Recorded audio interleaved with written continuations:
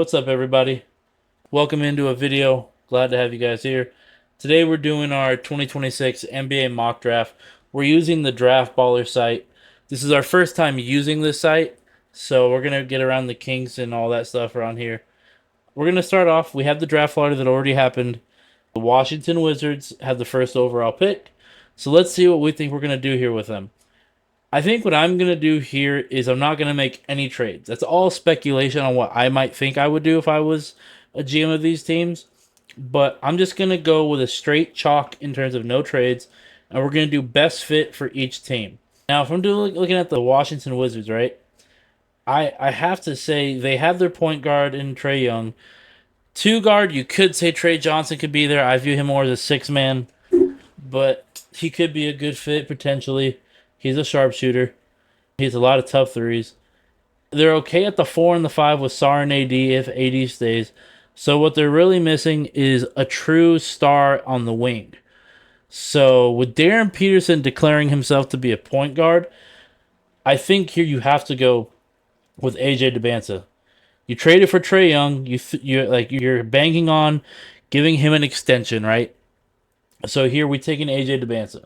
Now, if I'm the Utah Jazz, there's a lot of questions I want to consider. Do I want to keep this big front court? I got Markkanen. I got Jaren Jackson Jr. I have Walker Kessler potentially if you bring him back. So you wouldn't need a Caleb Wilson or Cameron Boozer. In that case, you take a Darryn Peterson, slide Keontae George to the 2. You also have Ace Bailey, who you want to play, who's probably better than most of your starters long term. Darryn Peterson calling himself a point guard, I don't agree with. I believe he's a 2 guard. But if we want to view him as a 1, he could potentially become your new starting point guard. You slide Keontae George to the 2, and that offense could go crazy. So we're going to take Darryn Peterson, number 2, here for the Utah Jazz. Number 3, Memphis Grizzlies. What direction are you going in? Are you taking Ja Morant off the team? Are you trading Ja Morant away? That's a big question that needs to be answered. If you're doing a full teardown, perhaps do you take a point guard of the future? Do you pass on Boozer or Wilson? I think that would be a mistake personally. What I would do potentially is call the Clippers and see if they want to jump up. Give me, I don't know, I'll send you Ja Morant in the 3rd pick. Give me your 5th pick. Give me your 2031st. Give me Kobe Sanders. What other young talent? That's the problem. See, they don't have a lot. So that's why we can't do trades here. We're just doing a straight, just chalk mock. We're going to take here, I believe Caleb Wilson here. Caleb Wilson is the pick. He is the better prospect. He has the potential to be a Kevin Garnett-esque player. I know we didn't see a lot of him with him injured at North Carolina, but the potential is there, and I just don't believe in Cameron Boozer's game. So the question comes to the Chicago Bulls. It's a top 4 consensus draft, but it is also a deep draft. Do you believe Cameron Boozer, his father Carlos Boozer, did play there with Derrick Rose? Do you believe that he is a franchise cornerstone next to Buzelis? Because that's your long-term duo based off what you have right now if you take him. Like, brought in a shit ton of guards over the past couple of years, and none of them stick besides Giddey, and no one trusts Giddey in a high-intensity situation. So the question comes here now, what are we doing? Personally, because it's a consensus top 4, I believe you take Cameron Boozer here and bank on the fact he's going to be pro-ready. He's the most pro-ready of the top 4 in my opinion. However, I don't see the potential for progress, longevity, to become a true superstar. He might become an all-star in his career, but I don't view him as a future superstar. But the Bulls need all the help they can get. I don't care that they drafted Noah Essengay. That guy is probably a bust. I know he hasn't played really much in the NBA at all, but I don't see his game translating to the NBA besides as a role player. So we're going to take Cameron Boozer here for the Chicago Bulls. Now here's a team who lucked out. Could lose this pick, though, with all the stuff that happened with Kawhi and the trees that were never planted. But we're going to plant a pick right here for the Clippers. What do the Clippers need? Do they trade Kawhi Leonard and go all in on a rebuild? Do they look to package this pick in a deal to get another superstar next to Kawhi? I think you got to look at it. There's no one untouchable on the Clippers, whether they want to go all in for Kawhi or all in on a rebuild. So here you take best player available. And win shares.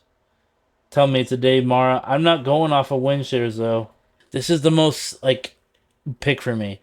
I'd take Acuff or Michael Brown Jr. here, but they don't need a point guard because they traded for Garland. I think you're probably looking at not even a big. You're looking at Keaton Wagler probably here. Yeah, I have to say I'd take Keaton Wagler here. He played pretty well in the tournament. He showed that he could play well in big moments. So we're gonna take Keaton Wagler here to play in the baby brother of LA for the Clippers. Brooklyn Nets. You have to feel like you don't trust any of the guards that you've drafted. The last year's draft having 4 to 5 first round picks. You didn't do shit with any of them. You did not find a cornerstone, in my opinion. And this is your last first round pick for a while. Houston and Phoenix, I believe, own their picks coming up. So you need to hit here. Now, if we're going off a fit, you don't got to worry about fit. You're not married to anyone on that roster long term.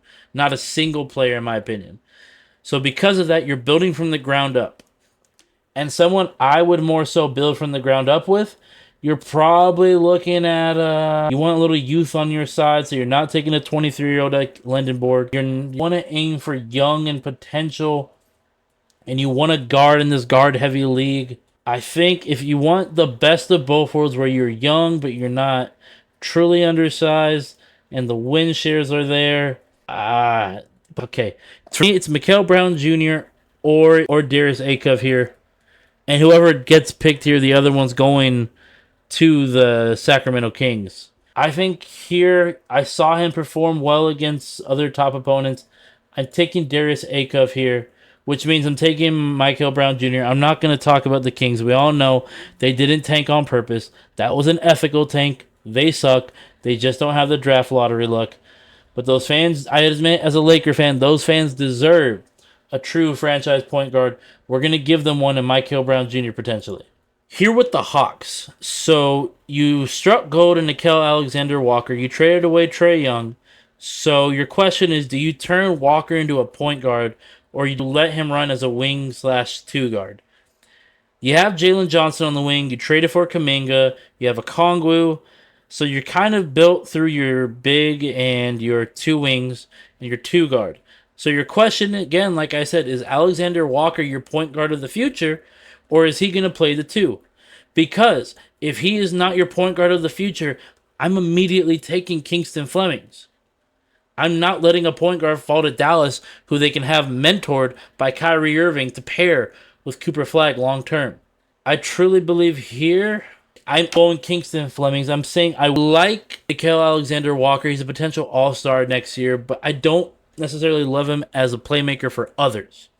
So we're going to take Kingston Flemings here as the point guard of the future for the Atlanta Hawks. So they have a lot of point guards off the board. 5 if you count Peterson. Here with the Dallas Mavericks, you go best player available. Cooper Flag is already a superstar. You have a superstar in Cooper Flag. You're going to have Kyrie back. Like, roster isn't necessarily great, but it's not bad. It did just go to the finals in 24. You're replacing Luka with Flag in his sophomore season. Big-wise, you still have Gafford and Lively still, I believe. You still have P.J. Washington. You still have Kyrie Irving. So you want a complementary piece because you're probably going to get rid of Clay. So you're probably looking for a dead-eye shooter here. And that's the part where I'm just thinking, taking Braden Burries here from Arizona. Good shooter. Milwaukee Bucks. Giannis is going to get traded. You're trading Giannis here. So you're not taking Langberg. He's about to be 24. You're taking a young potential franchise piece that you could need. You have Ryan Rollins. You probably trade him too. You want to bank in on getting as many picks as you can right now because you don't own your own. You want other teams' picks.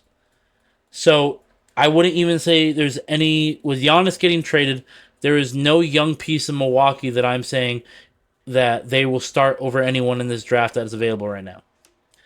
With that in mind, I'm taking... it's rough. I'm probably... This is really rough for me here. I'm going to take a leap of faith here and take LeBaron Philon. I really like the game I saw from LeBaron, and he could be a good piece here to start the rebuild with the Bucks. The Warriors, you need a win-now piece. Now, this is the type of team that makes perfect sense for Yaxel Lindenberg. You allow Draymond to play in a lesser role, meaning less minutes, higher impact in those minutes. You have him mentor Lindenberg. He's a proper role player. He could play a big. He's a good rebounder.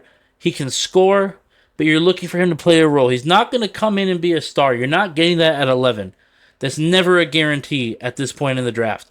Sometimes you get them later in the lottery or later like a Jimmy Butler at 30.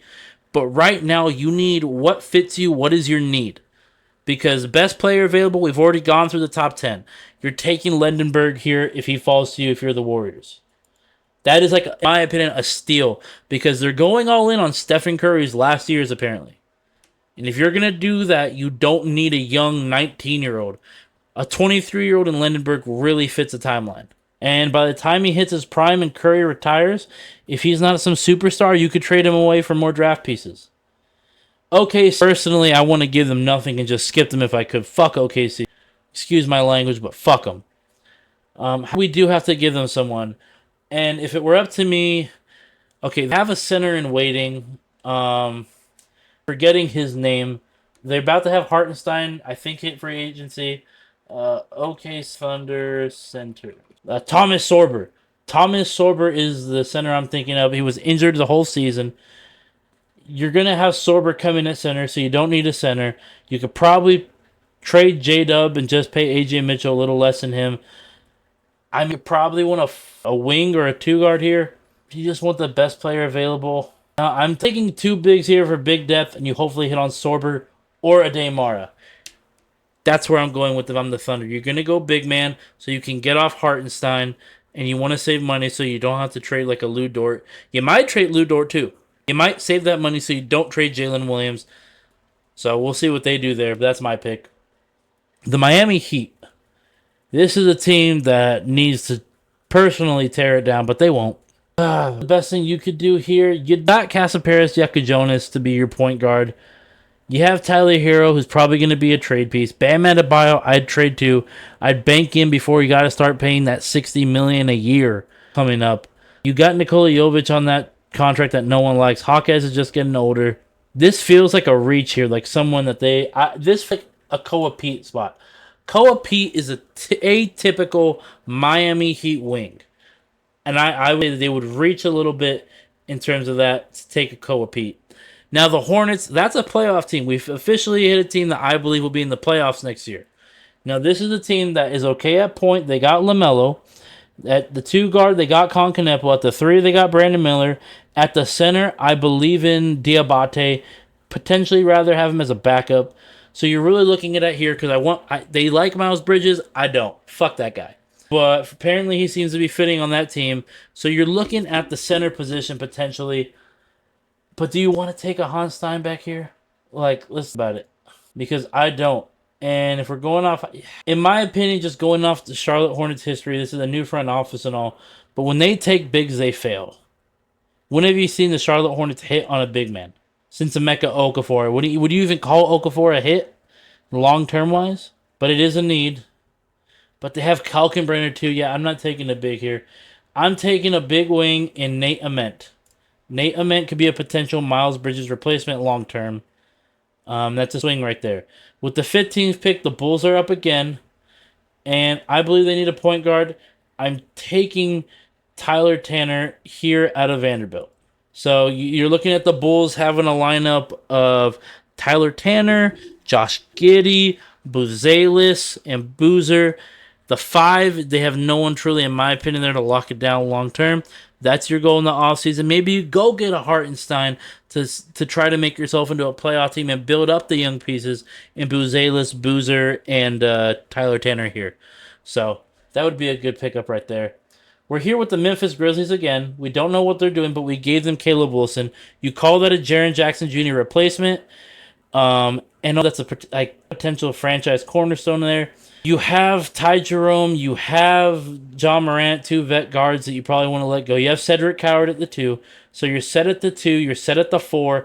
You have Zach Edey at the 5. I know his foot is a concern, but you can say you have him there. So you're really looking at the 3 and the 2. If you're looking at the 3 and the 1, if you're looking at the 3 position at a wing, you do have Jalen Wells and some other forwards there. You just got Taylor Hendricks in that deal with the Jazz. So I'm probably looking at a point guard, even though they're point guard heavy. They got Scottie Pippen Jr. too. I'm looking at a franchise point guard if I want to trade John Morant, but we're not going to go off that. We're going to say John Morant's still here. Best player available here, I'm going to have to go with Ibuka Okoro out of Stanford. His scoring, while in the ACC, I love Ibuka Okoro here out of Stanford. They could use another scorer there off the bench, especially with Ty Jerome's injury concerns. So now where are we? We are at the Oklahoma City Thunder again. At this point, Steinbeck has fallen, but you already took Mara. Here you take Swain. You're going to lose a Wiggins and Isaiah Joe. You need a shooter. You need a wing. You're taking Dalen Swain. I know you have McCain and Caruso, but Caruso's getting older. Hartenstein and Dort, maybe even Jalen Williams to get a lot of shit ton of more pieces for the long term. They can move off of pieces to get younger around Shea and Chet. So we'll see. We're back with the Hornets again, who just took Nate Ament. Now I told you they have Culkin, have Brenner and Diabate. You're good at guards. You're good at the wing now. You have Ament there as a potential with Teodajan Saloon too. You take another big here, in my opinion, and you take the swing on the 10th rated Steinbeck. You give it a go and you see who plays best in training camp and make your rotation of centers off of that. The Toronto Raptors, that was a team that Scotty Barnes showed me a lot. Jamil Sheed showed me a lot too, by the way. That's a potentially should be a trade candidate for a lot of teams to become their new backup point guard. Brandon Ingram, not what I would want though long term next to Scotty Barnes. I'd be looking to move off Ingram even though they just, I believe, gave him an extension. Ingram is not the move. And because of that, I'm looking at wings and someone that I really, really like that I don't know what y'all think about this. So say in the comments what you think about this. I think because you have Scotty at the 4, although you could look to get off of Jakob Poeltl and need a new center. This is a question that I'm pondering on. You know what, Raptors, I am looking to get at that Jakob Poeltl contract, which opens up the center spot. And I'm taking a leap here. I'm taking Chris Sinak out of Houston. His offensive game is pure. Defensively, there's a lot of inefficiency there. But you're hoping, in my opinion, you are hoping that the development from that coach, who is a good coach, I forget his name all the time, but I like how he's developed certain players, especially the role players. Chris Sinak could potentially become a franchise center. I'm not saying superstar, but a lockdown big. The San Antonio Spurs, here, you have your guards. You'll probably get rid of Fox if you don't win this championship this season. So you'll Harper and you'll have Stephon Castle. You have Wemby. You have Vassell and Keldon Johnson. You want to get younger on the wing, though. This is a spot where you look for a defensive-minded player next to Wemby, even though he's a depoy. And you're going to take, in my opinion, Morris Johnson Jr. That is a good role player that fits what the Spurs need. You need young defensive players. You have your offensive anchors. You have 3 offensive anchors long-term in Wemby, Harper, and Castle. So you're looking to add defensive-minded players around them, in my opinion. Next up for the Pistons, what they are missing is another playmaker next to That's their thing. When they lost Dennis Schroeder, if the Pistons don't make the NBA Finals this year, it is because they do not have a second primary playmaker. Dennis Jenkins, while a great story, is a backup. They need someone who is starter-level worthy / six-man worthy as a playmaker. That is their biggest need. So if we're looking at here, we're obviously looking at guards. Bennett Sturtz. I don't know if that moves me. I don't want Christian Anderson, though, here. You know what? It might not move me here. But Bennett Sturtz is the best available piece. You could look to trade this pick. But we're going to keep it, and we're going to take Bennett Sturtz here. Hopefully he becomes the secondary playmaker that we need here after the loss of Jaden Ivey, who went crazy. and you traded him away, and you don't really have a secondary primary playmaker. The Philadelphia 76ers. You're set at the guards. You have Maxey, you have Edgecombe. Center-wise, Embiid, they're gonna play out that contract no matter how much he gets hurt. I would look to trade it personally, but Embiid semi-beloved in Philly. The owner likes him. I mean, there's a new head of the front office before the draft, so they just fired Morey. So he could look in the direction of going younger and trading someone like Joel Embiid. This is a team that I think would take a chance on a player like a Kareem Lopez. This is a team that can afford to. They have franchise cornerstones. They're missing a true a forward slash wing. He's 6'8" with a already took. Where were we with the Hawks? They have Kingston Flemings. So if they bring back their core, you're looking at a bench piece here likely. And someone that I would take here, I'm taking. Do you want another wing who doesn't score a lot though? You already have a Dyson Daniels-S player in Graves. Okongwu is your only center that I trust over there because I don't trust Mohamed Gueye. I think you're going to take Jaden Quaintance here. Yes, you're going to take Jaden Quaintance, and it could potentially help you move off of Okongwu in the future to open up money at other spots. Now, the New York Knicks, if we're being honest, they're going to lose Mitchell Robinson, so they could use a backup big. On the wing, they could use a bigger wing besides Anunoby because that's their only big wing. Josh Hart plays big, but he's not big. So I think here I'm looking at a Joshua Jefferson, a Zuby Iohofor, and with it being St. John's, I'm taking Zuby and keeping him up there in upstate New York. Now we're at the Lakers. The Lakers need a lot. They need a rim-running lob threat center. They need the 3-and-D defensive-minded shot-making. And at 25, you're not going to, there's a lot to be desired here. You're looking for a good role player here. I do like Cameron Carr and Amari Allen. But the name that is, scratching in my head is Yasufu. I really like him as a fit, and I think if I'm Lakers, I take a look at this list and I say, fuck each and every one of you. I want Tunde Yasufu. Now, here is where Alan Gray's fall stops. They could use someone, they're probably going to trust that Christian Brown. You're going to lose potentially Peyton Watson. You need a big wing. So you're taking Alan Gray. That's pretty simple.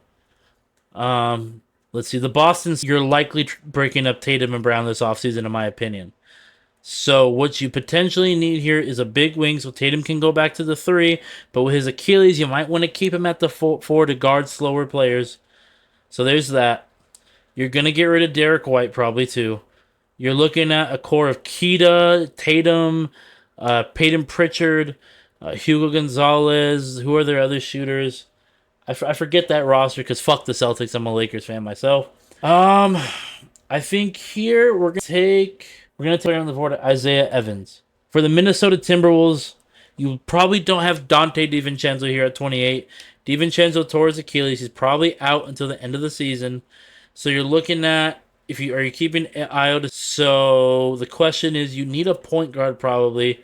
You're fine at center. You have Gobert, Randall, Reed as your bigs. Wings, you have Jaden McDaniels, Io DeSumo, I always forgot to say his name. You have Terrence Shannon Jr., you have Clark. You need a point guard next to Edwards. And I think the person here, let's see. This is be hard for me personally.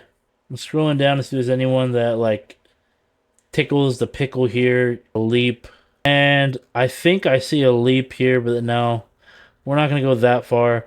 We're going to look here, and we're going to take Christian Anderson here. This is the Christian Anderson here.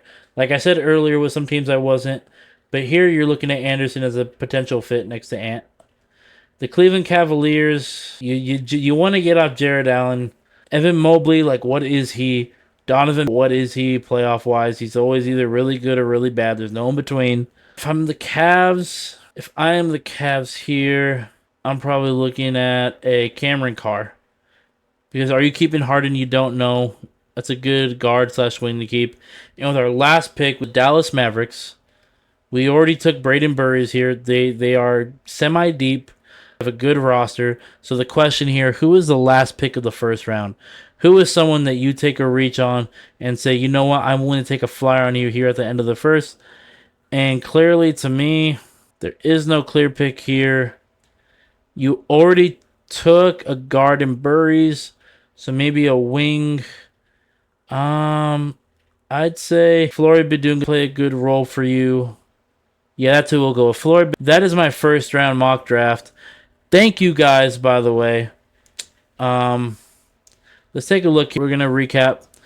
We have AJ Dybantsa 1, Darryn Peterson 2, Caleb Wilson 3, Cameron Boozen 4, Keaton Wagler 5, Darius Acuff 6, Mikael Brown Jr. 7, Kingston Fleming's 8, LeBaron Philon 9, Braden Burry's 9, LeBaron Philon 10, Lendenberg 11, Mara 12, Koa Pete 13, Nadament 14th, and you can see the rest down below. That's our lottery and our total first round.